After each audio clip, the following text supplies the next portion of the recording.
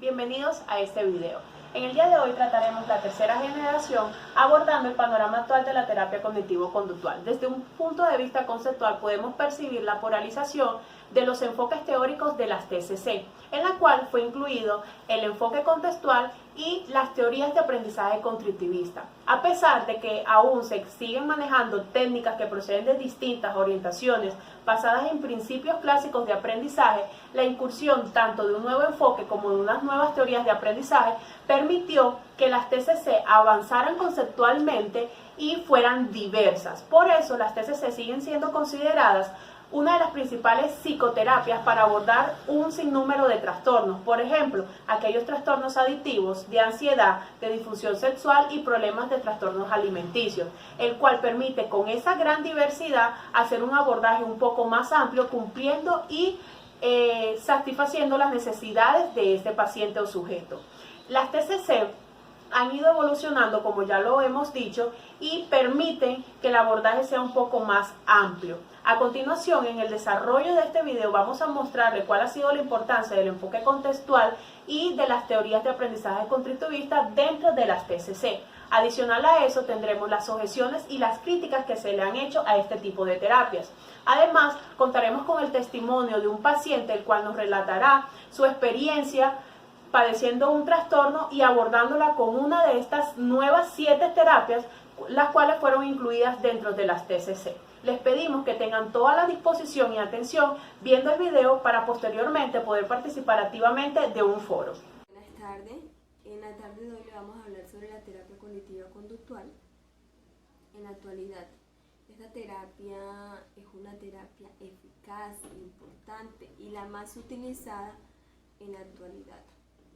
Es una terapia basada en un triple sistema humano. Esto no quiere decir que abarca pensamientos, conductas y emociones del ser humano.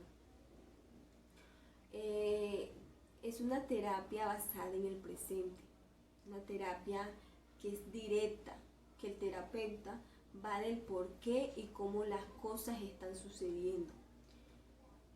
Una terapia bastante centrada en lo que se está haciendo. Esto quiere decirnos que es una terapia de aprendizajes. Aquí desaprendemos para aprender aquellas conductas, emociones y pensamientos que tengamos. Metáfora del condicionamiento. A través de esta metáfora se explican y se justifican las técnicas de condicionamiento encubierto desarrolladas por Cutelo. Esta metáfora va dirigida a desarrollar estrategias para enseñar habilidades cognitivas específicas. Metáfora de la información. Es propia de la segunda generación.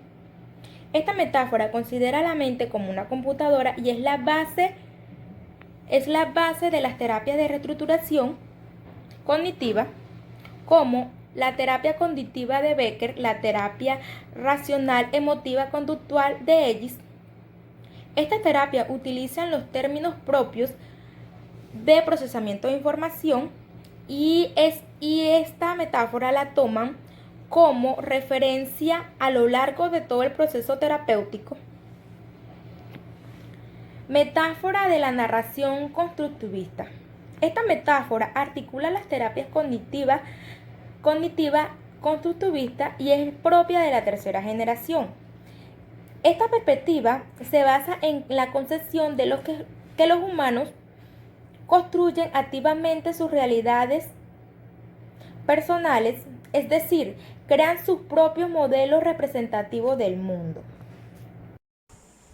La historia del análisis de la conducta se ha ido desarrollando durante todos estos años, tratando de corregir esas limitaciones y problemas de su propuesta. Los nuevos desarrollos de esta orientación han tomado diversos nombres como análisis de la conducta clínica, enfoque contextual o conductismo contextual. Las terapias surgidas aquí básicamente toman el nombre como terapias de tercera generación. El enfoque contextual toma su nombre bajo la sustentación del paradigma contextualismo funcional y se caracteriza con ese ambientalismo radical, que quiere decir que centra su intervención terapéutica en la manipulación del contexto. En la actualidad, el contexto físico y social se ha ampliado para acoger también a lo verbal. Esto quiere decir aquí que el aprendizaje hace parte fundamental durante todo este proceso, como por ejemplo el aprendizaje gobernado por reglas o la relación entre instrucción y conducta, decir o hacer. Las tres terapias más importantes que se destacan dentro de este enfoque serían la psicoterapia funcional analítica, la terapia aceptación y compromiso y la terapia de conducta dialéctica. Este enfoque contextualista busca la fundamentación de su investigación sobre el aprendizaje, tratando de retomar esa posición abandonada durante los años precedentes. Bueno, las terapias del enfoque contextual se clasifican en tres. Tenemos la psicoterapia funcional analítica, la terapia de aceptación y compromiso y la terapia de conducta dialéctica.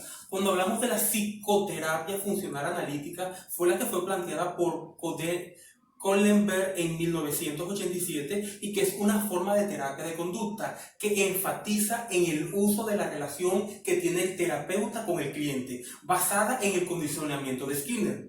Esta trata de producir el cambio de la conducta a través de contingencias de reforzamiento natural y curativas que suceden dentro de la misma terapia y de la relación de el paciente y el terapeuta. Acá el terapeuta lo que busca es, primero, la atención de las conductas clínicamente relevantes, segundo, provocar la ocurrencia de la aparición de esas conductas y tercero, reforzar la terapia a través de cuidados y de fortalecimiento sobre la mejoría del cliente. Tenemos también la terapia de aceptación y compromiso. Esta fue planteada por Hayes en 1999 y tiene por objetivo el crear una vida rica y significativa para el paciente, aceptando el dolor inevitable que viene con él. También podemos decir que se caracteriza por el intento de eliminar o reducir el control que los pensamientos y las emociones tienen sobre la conducta. Acá juega un papel muy importante y fundamental algunos principios dentro de esta psicoterapia y son los siguientes. Primero, la aceptación. Segundo, la defusión cognitiva. Tercero, la expresión presente. Cuarto, el yo observador. Quinto, la claridad de valores. Y por último, la acción complementaria.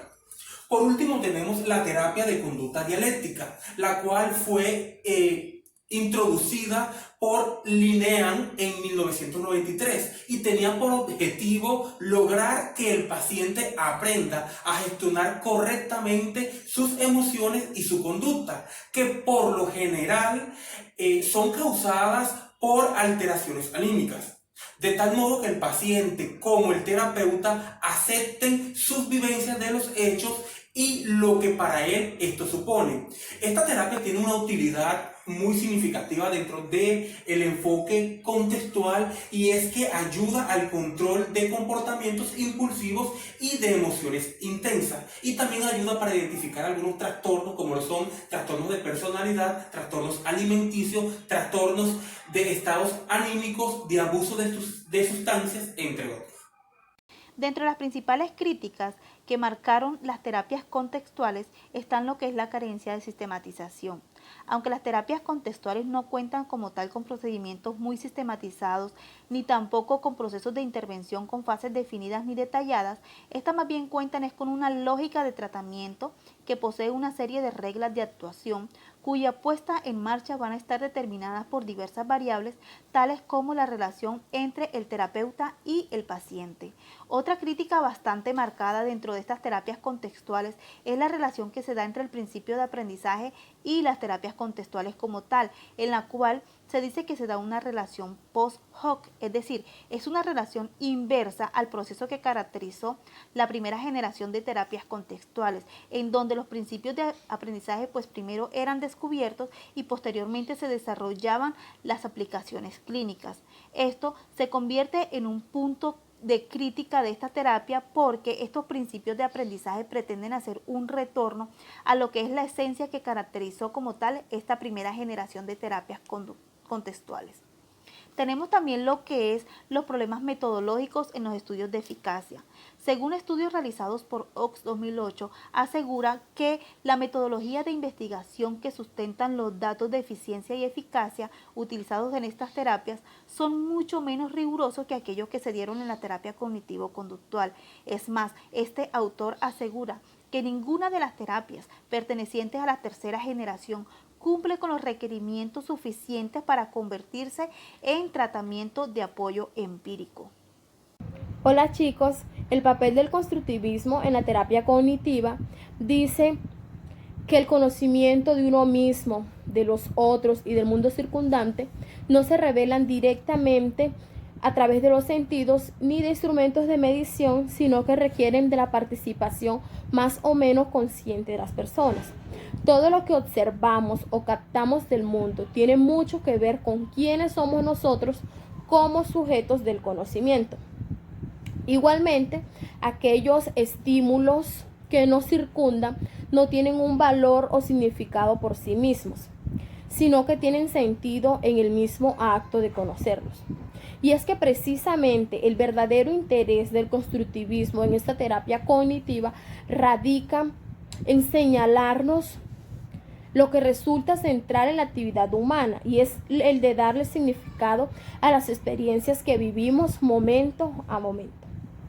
Por otro lado, la terapia cognitiva se concibe como una reconstrucción de los significados realizadas durante o a partir de un contexto terapéutico. Esta reconstrucción suele presentar diferentes niveles de estructuras cognitivas.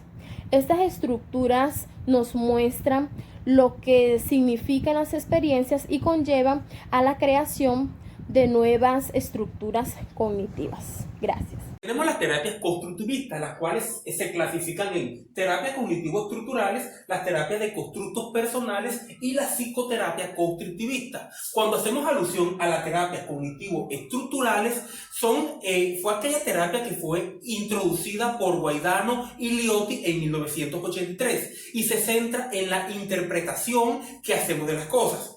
Considera el sistema cognitivo del individuo como una teoría científica que intenta describir al mundo, pero creando modelos de realidad y autoconocimiento progresivo del self.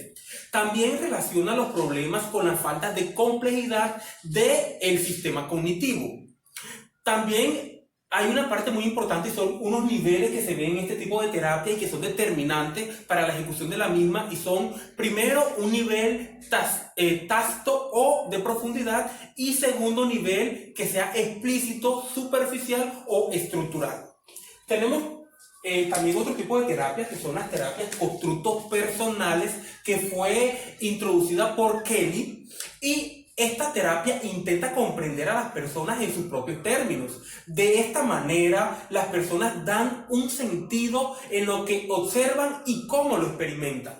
Esta terapia también ve a las personas como creadoras activas de su realidad y se pueden ver tangibles en las representaciones mentales que usamos para interpretar eventos y dar significados a lo que ocurre. Y por último tenemos la psicoterapia constructivista. Esta psicoterapia fue planteada por Mahoney en 1995 y lo que trata es enfatizar en los actos de construcción de experiencias humanas, en la cual la acción creadora de significados es determinada por el desarrollo de uno mismo y de la relación que uno tiene con los demás. Este tipo de psicoterapia no trata de enseñar al paciente a no cometer errores, sino al percibir o evaluar la realidad. A pesar del gran desarrollo que han tenido las terapias cognitivas, de su extensa implantación y de su reconocida utilidad en diversos trastornos, estas han sido objeto de diversas críticas. Dentro de las principales objeciones tenemos lo que es esa falta de definición e imprecisión en los términos provenientes desde el propio enfoque cognitivo, es decir, la propia cognición e indiferenciación entre lo que son estructuras cognitivas, procesos cognitivos y contenidos cognitivos. Tenemos también lo que es esa falta de sustentación en los conocimientos provenientes de la psicología cognitiva, y aunque muchos autores han hecho grandes esfuerzos por aproximar los acercamientos terapéuticos a las investigaciones provenientes del ámbito de la psicología cognitiva, las terapias cognitivas aún no son consideradas como tal desarrollo tecnológico de dicha psicología, puesto que las principales terapias cognitivas han surgido prácticamente al mismo tiempo que los demás logros obtenidos dentro de la psicología cognitiva. Tenemos también lo que es esa falta de datos sobre la existencia de cambios cognitivos reales en lo que son las estructuras, los procesos y los contenidos cognitivos después de la aplicación de terapias cognitivas. Y aun cuando muchos autores sustentan que la eficacia de dichas terapias se debe a los cambios en las creencias y en el procesamiento de información de los pacientes, estas están sujetas a varias variables como son las variables terapeuta, trastorno y paciente. Tenemos por último lo que es la falta de sistematización en la aplicación o en la intervención de diferentes terapias cognitivas.